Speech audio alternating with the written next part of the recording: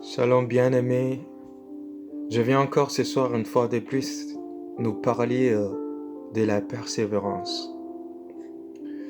La persévérance en soi est une qualité d'abord de celui qui persévère. Et si nous essayons de définir persévérer, c'est quoi? Persévérer, c'est persister ou demeurer ferme.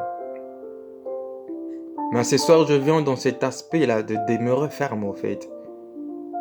Alors j'aimerais dire à quelqu'un qui passe par des moments difficiles, cette personne qui a déjà perdu espoir, qui s'est dit voilà, pour moi les choses s'arrêtent là.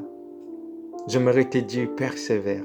Pourquoi je te dis persévère? Parce que l'évangile de Luc au chapitre 22, le verset 28 à 29, nous disent que ceux qui persévèrent dans les épreuves, ce qui leur est réservé, c'est le royaume des cieux.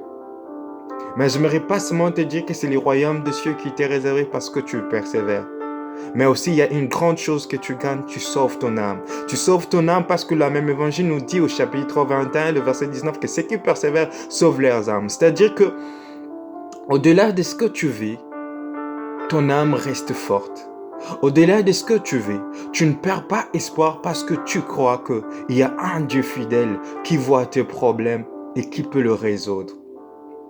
Nous sommes des chrétiens et nous devons savoir vivre à la persévérance. Nous devons savoir persévérer, quelles que soient les situations et les circonstances que nous vivions, mais demeurons fermes, demeurons dans la persévérance parce que nous savons que c'est lui qui est au-dessus de toutes choses. Notre Jésus-Christ de Nazareth, notre Dieu, finira toujours par nous faire sortir de ces situations. Il n'y a aucune situation qui ne reste sans résolution devant notre Dieu.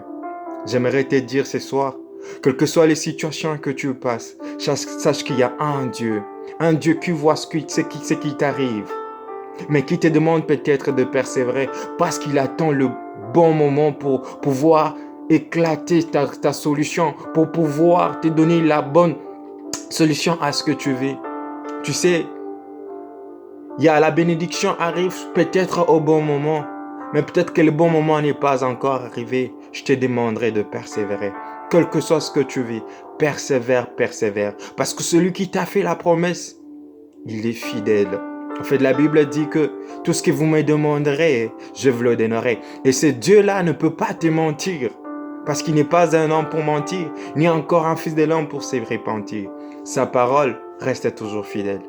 Alors ce soir, toi qui suivras peut-être cette petite exhortation, je te prie de persévérer. Tu es chrétien, persévère. Parce que grâce à ta persévérance, en fait, ta foi grandit. Grâce à ta persévérance, en fait, ta foi devient ferme.